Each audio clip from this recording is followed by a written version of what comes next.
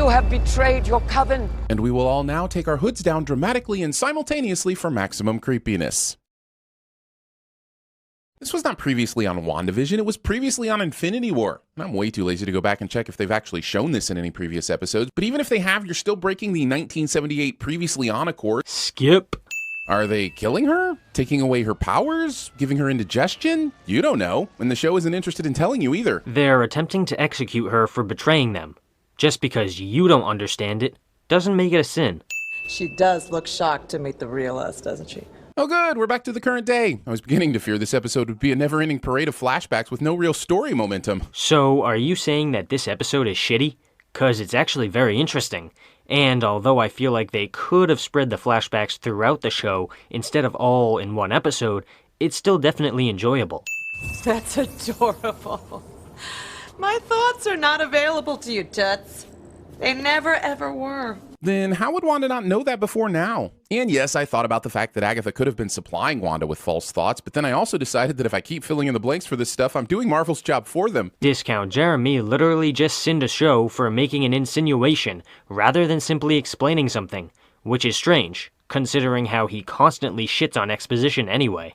But you're so crippled by your own self-doubt that you believed it. Look, I'm sure there are more Pietro reveals coming, but the idea that Agatha would use a completely different person to imitate Wanda's brother on the off chance that she's so distraught that she wants to believe it, it's quite the stretch. I mean, sure, but I feel like Agatha is pretty dead set on her goal, meaning that she's gonna use any and all methods to achieve it, including the long shots. Don't be scared. You already lived it once. You said bored wrong. Being bored by this. And we're focusing on an Infinity Stone again. I swear they should have just called them the Herpes Stones because this shit is never going away. I mean, the Infinity Stones are pretty fucking cool, to be fair. This seems like exactly the kind of room that wouldn't have anything included but a cold slab table, but would also have taken the time to integrate a color television with access to the Brady Bunch. They're obviously allowing her to watch it, you know, as a distraction from all the other shit going on. Broken pieces of you are adding up, Buttercup. Are they though? Or are they being retrofitted? This must be that new math thing I've heard so much about. I feel like this scene counts as a whole bunch of bullshit.